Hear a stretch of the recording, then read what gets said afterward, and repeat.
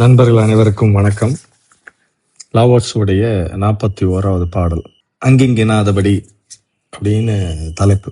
When a superior man hears of the toe, he immediately begins to embody it. When an average man hears of the toe, he half believes it, half doubts it. When a foolish man hears of the toe, he laughs out loud. If he did not laugh, it wouldn't be the toe. Thus it is said, the path into the light seems dark. The path forward seems to go back. The direct path seems long. True power seems weak. True purity seems tarnished. True steadfastness seems changeable. True clarity seems obscure. The greatest art seems unsophisticated. The greatest love seems indifferent. The greatest wisdom seems childish. The toe is nowhere to be found. Yet it nourishes and completes all things. அதாவது அங்கிங்கனாதபடி அப்படின்னு தலைப்பு வச்சிருக்கோம். When a superior man hears of the toe, உயர்ந்த மனிதன் இந்த டோவை பற்றி கேட்டானால் he immediately begins to embody it. உடனே போய் அதை ஏற்றுக்கொள்வான்.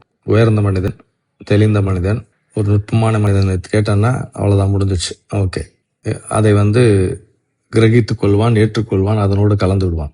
When an average man hears of the toe, he half believes it, he half doubts it. சராசரி மனிதன், நடுவில் இருக்கிறவன், உயர்ந்தவன் இல்லை தாழ்ந்தவன் இல்லை, நடுவில் இருக்கிற மனிதன் இருந்தான்னா அவன் பாதி நம்புவான், பாதி நம்ப மாட்டான். நம்புவான், திடீர்னு சந்தேகம் வந்துடும். நம்புவான், திரும்பி சந்தேகம் வந்துடும். வெளியை பற்றி அவன் தெரிந்து கொண்டால் கொஞ்சம் நம்புவான், வெளியே கொஞ்சம் நம்ப மாட்டான்.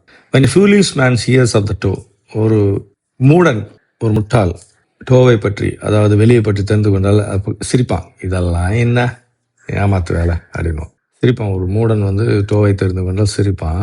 If he did not laugh, அவன் சிரிக்கலைன்னா அது டோ கிடையாது. எவ்வளோ அற்புதமான ஒரு நுட்பம் பாருங்க. அவன் அந்த முட்டாள் இதெல்லாம் டோலாம் என்ன அது அப்படின்னு ஏளனமாக சிரிக்கலைன்னா அது டோ கிடையாது. Thus it is said, the path into light seems dark. ஒளியின் வழி என்ன சொல்லியிருக்காங்கன்னா, ஒளியின் வழி என்பது இருள். The path forward seems to go back, அதாவது முன்னோக்கி செல்லுவது என்பது பின்னோக்கி செல்லுதல். The direct path seems long. இந்த நேர்வழி என்பது நீளமான வழி. ட்ரூ பாத் சீம்ஸ் வீக், உண்மையான வலிமை என்பது வலிமை இல்லாதது. த ட்ரூ பியூரிட்டி சீம்ஸ் டார்னிஸ்ட், உண்மையான தூய்மை என்பது கலங்க முடியாது. கலங்கன்னா கலங்கி இருத்தல். ட்ரூ ஸ்டெட்ஃபாஸ்ட்னஸ் சீம்ஸ் சேஞ்சபிள், உண்மையான உறுதி என்பது மாறக்கூடியது. ட்ரூ கிளாரிட்டி சீம்ஸ் அப்ஸ்கியூர், உண்மையான தெளிவு என்பது குழப்பமானது. The greatest art seems unsophisticated, உயர்ந்த கலை என்பது தெளிவில்லாததுன்னு அர்த்தம். சொஃபஸ்டிகேட்டட் அப்படி தெளிவில்லாதது.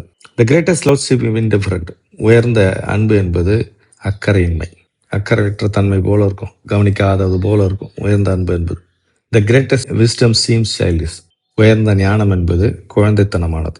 த Tao is nowhere to be found, வெளியே எங்கும் காண முடியாது, ஆனால் எல்லாவற்றையும் செழுமைப்படுத்தும், முழுமைப்படுத்துகிறது, அதே நேரத்தில் செழிப்புற செய்கிறது.